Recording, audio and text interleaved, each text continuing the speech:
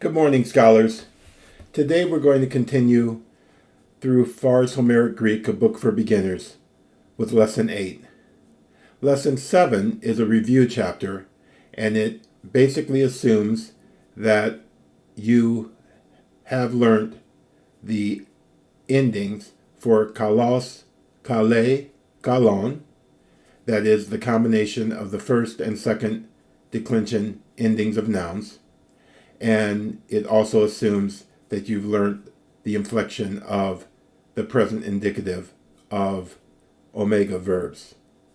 Luo, lues, lue, luomen, luete, luuse. So, assuming that you've mastered those two things, feel free to go forward. And here we begin. Chapter 8 begins with the second declension pronouns. Pronouns that are declined, as we'll see, along the lines that we've already seen of kalos, kale, kalon. So, there are several words, all of them pronouns, except ӓλλος, ἀλλέ, ἀλλών, which are declined like kalos, kale, kalon, with the exception that the neuter nominative, accusative, and vocative, that is, the nominative, accusative, and vocative singular of the neuter ends in omega instead of, ends in omicron rather than omicron nu. So these words are hos, he, ha, the relative pronoun, who, which, what, ha, he, ta, the demonstrative pronoun, and also the personal pronoun, and also the relative pronoun. That is, it can mean this or that as a demonstrative, he, she, or it as a personal pronoun, or who, which, what, much like hos, he, ha. This is the flexibility that the demonstrative, that the what will become the relative pronoun, that what will become the definite pronoun in Attic.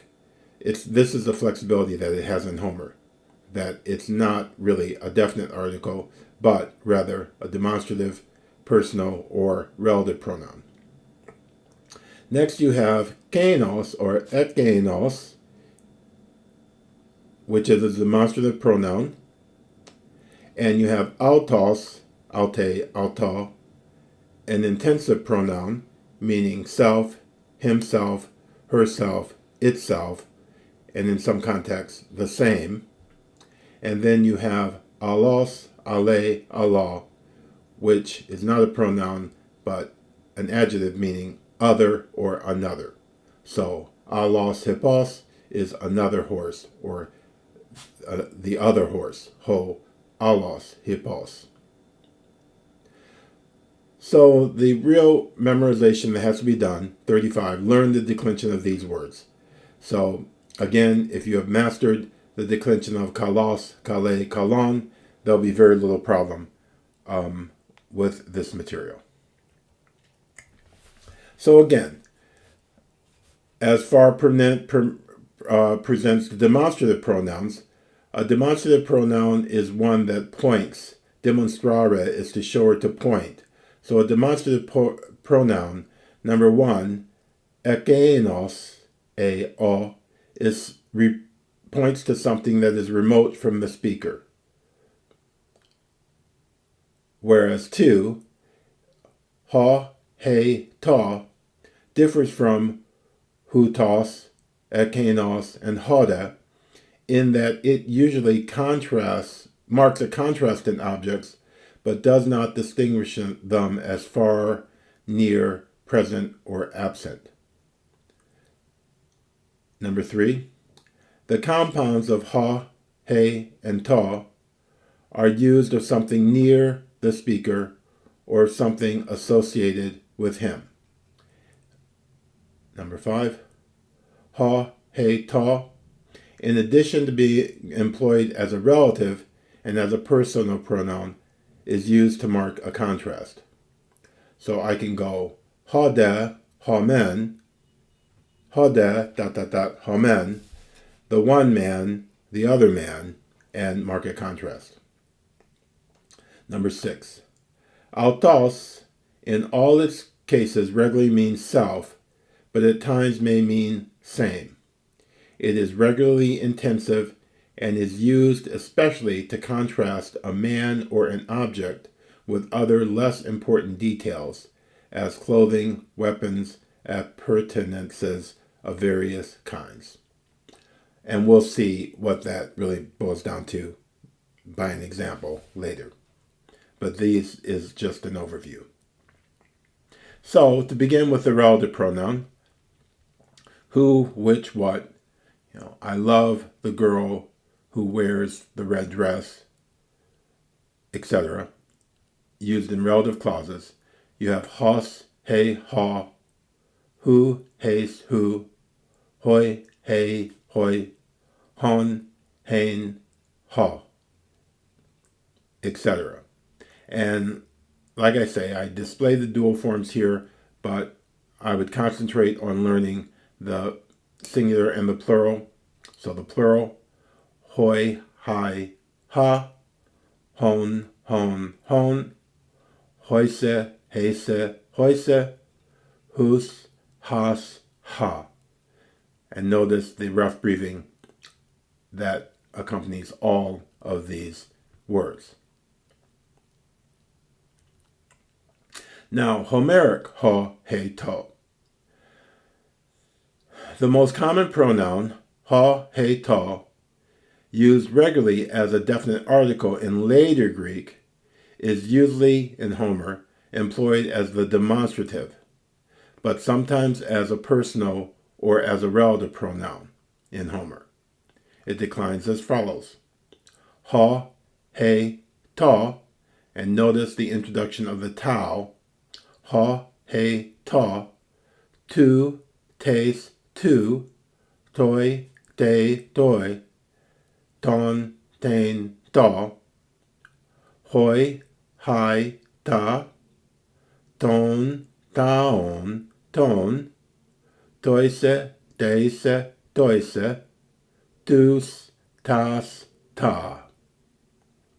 And here again, notice the introduction of the tau in most of the forms here.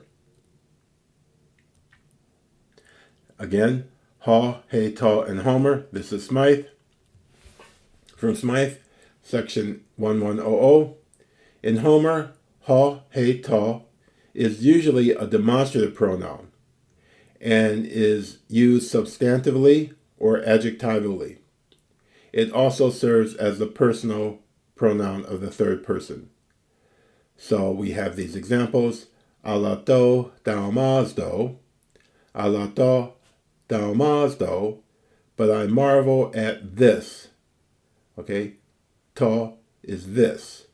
Alato, daumazdo, but this I marvel at.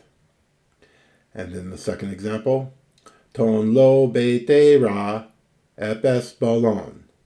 Ton lo beteron ebes bolon. This prattling brawler. This prattling brawler. So ton here is doing the work that in later Greek would have to be done by teuton. And then finally, this very most famous example, tein dego ulu so. Tein dego ulu so. And this is Agamemnon protesting that he refuses to release the priest of Apollo's daughter. Tein dego ulu so. But I will not release her. So you see the tein is a feminine singular. Tein dego ulu so. Her, but I will not release. Tein dego ulu so. So again, in Homer, ha, he, to has a wider use than in Attic, where it's limited to the definite article, ho, hippos, the dog, he, boule, the plan, ta, ergon, the deed, and can reach further out and work as a demonstrative pronoun, this, or even as a personal pronoun of the third person. Okay. So, but when we speak of demonstrative pronouns, primarily, excluding the Homeric extension, you are talking about three forms that you will see: oÚτος, hode, and kεῖνος. And here at Smythe 1240, we have a summation of the relation between these three. OÚτος and hode, this, usually refer to something near in place, time, or thought. Kεῖνος, that, refers to something more remote. Okay? OÚτος, si, and hodi are emphatic, datic forms. This here. So they are more emphatic. Now, if you want to get an overview of all the pronouns, and the pronouns in Greek are very complicated, and so the forms of the pronouns are to be found in Smythe's section 325 to 340. So those are very useful to look at, and as a way to consolidate your sense of all the various pronouns. But then the use of the pronouns is described in sections 1190 to 1278. And again, that's a very good section to consolidate your knowledge as a whole, reading through those pages or consulting those pages as you encounter various pronouns. Okay. So now we have the inflection of kεῖνος, and again, that epsilon is in parentheses because in Homer it can present without the epsilon and just as kεῖνος. So kεῖνος, kεῖνε, kεῖνό, and notice that it's the neuter singular is just the omicron, not omicron nu, as you saw in the neuter of second declension nouns, but will simply be the omicron. And the rest of this declines just as you would expect based on your knowledge of kalos, kale, kalon, except for the exception of the neuter singular, nominative, and accusative. Now, kεῖνος refers back, rarely forward, but implies remoteness in place, time, or thought. That's from Smythe 1257. But Monro, in his Homeric Greek, goes a little further. The pronoun kεῖνος is sometimes used in the deitic sense, pointing to an object as distant. Yonder he is in the chamber. Kεῖνος ho gintalamoi. Kεῖνος ho gintalamoi.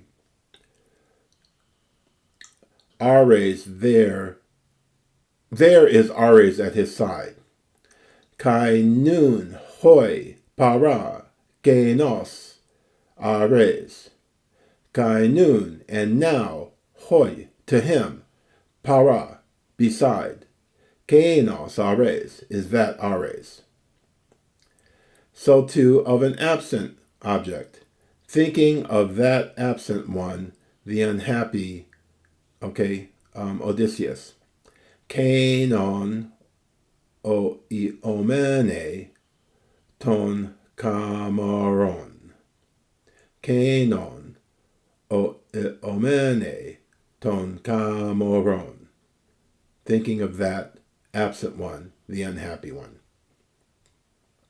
Okay, hence in the anaphoric use, that is without the definite article, kεῖνος distinguishes what is past or done with in contrast to a new object or state of things. So, kεῖνος pos agoreu, he on that former occasion spoke. Kεῖνος tos agoreu. Okay. So that gives you a general sense of kεῖνος, but the main thing is just to recognize it contrasts with οὐτός, just like in English we talk about this pen versus that pen, and that referring to one that's further away in place, time, or thought. Okay? So now we come to the inflection of οὐτός, which Pharr actually does not present in this chapter, but they all go together, so I included οὐτός.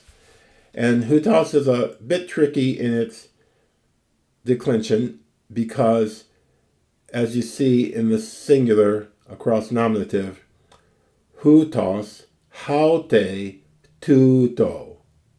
οὐτός haute τούτο. So you see that the tau gets introduced in the neuter singular of the nominative, but there is no tau in either the masculine or the feminine of the nominative. You have οὐτός haute. Likewise in the plural, you have οὐτoi hautai. But then all the other forms do introduce the tau and are as one would expect from kalos, kale, kalon, with the exception of that neuter masculine and accusative in the singular, which is omicron, not omicron nu. Okay?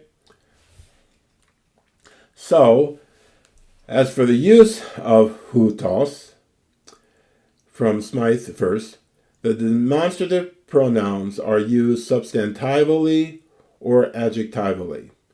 So both οὐτός and οὐτός ho aner can mean this man.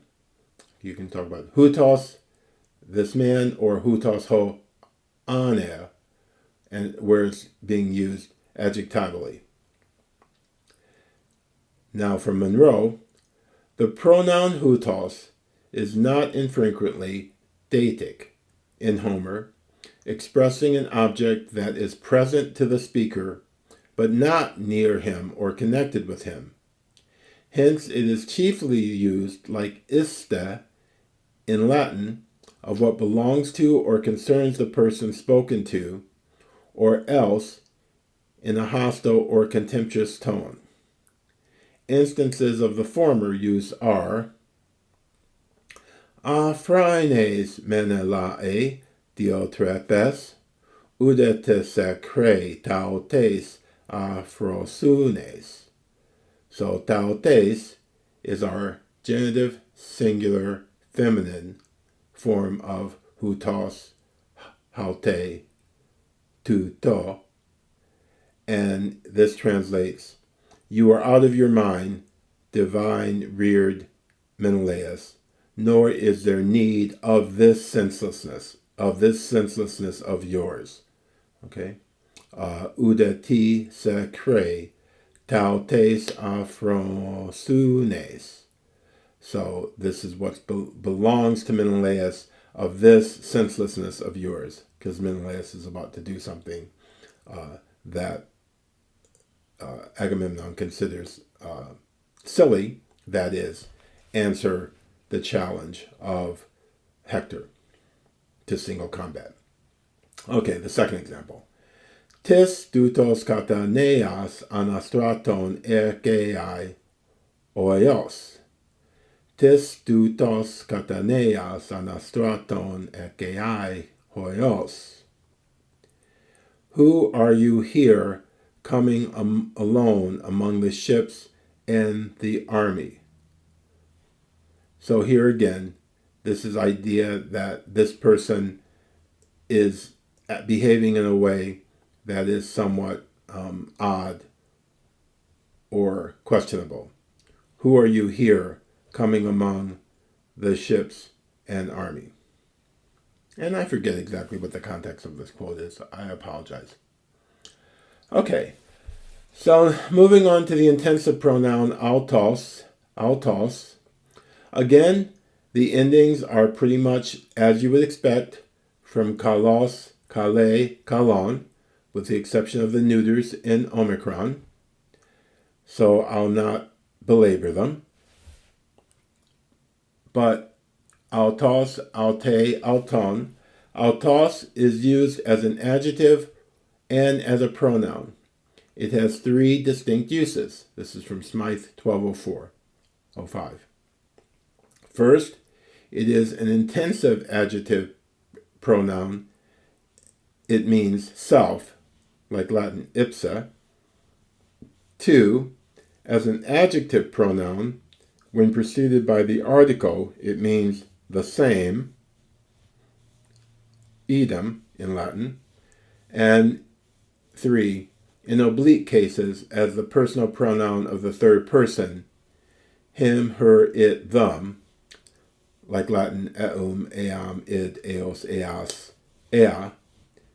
It can just be the personal pronoun of the third person. Now, Smythe goes on to say that only the first 2 uses are Homeric, but he's making a very fine point here because, as we'll see in our example in a little while, Homer can use αὐτός as a pronoun of the third person, and he does. But when Homer does it, it denotes the principal person or thing in opposition to what is subordinate, and is intensive by contrast. So we have this example: αὐτόν kai theraponta. Αὐτόν kai theraponton. The man himself and his attendant. Or we have sosas aŭton kai paides, saving himself and his children, which is actually, I guess, from Plato's Gorgias. But, okay, so much for that. So we'll see an example here now, very soon. So again, to just overview the demonstrative pronouns, and this is the way Pharr presents them to begin. We have kεῖνος, is used of something remote from the speaker. He, ta differs from οὐτος, kεῖνος hode, in that it usually marks a contrast in objects, but does not distinguish them as near, far, present, or absent. 3. The compounds of he, ta are used of something near the speaker or something associated with him, and by that he means hode, hede, tode, hode. And 5. He, ta, in addition to being employed as a relative and as a personal pronoun, is used to mark a contrast. And then finally 6. αὐτός, in all its cases, regularly means self, but at times may mean same. It is regularly intensive and is used especially to contrast a man or an object with other less important details as clothing, weapons, and appurtenances of various kinds. So we saw that in that last example. αὐτόν kai theraponton, ponta, the man and his servant, okay, and his attendant. So ἀλλος, finally ἀλλος, the definite pronoun ἀλλος, another, is declined like αὐτός. So you have ἀλλος, ἀλλέ, ἀλλό, etc. And never do you have that new in the neuter singular. So here is the first part of the intermediate Liddell and Scott entry on ἀλλος. ἀλλος, ἀλλέ, ἀλλό. It's like Latin alius, meaning another, one beside. And so you can have ἀλλος men, ἀλλος de, one person ran to the left, ἀλλος de, another person ran to the right. You can have ἀλλος tis or tis ἀλλος, any other, some other. Oudes ἀλλος, no other. Tis ἀλλος, like Latin si quis alius, if anyone else. And various idioms. But basically, at this point, it's enough to know that ἀλλος, ἀλλέ, ἀλλό just refers to another and is equivalent to alius in Latin. So if I say, I have another horse, Okay, echo, ἀλλόν, hippon.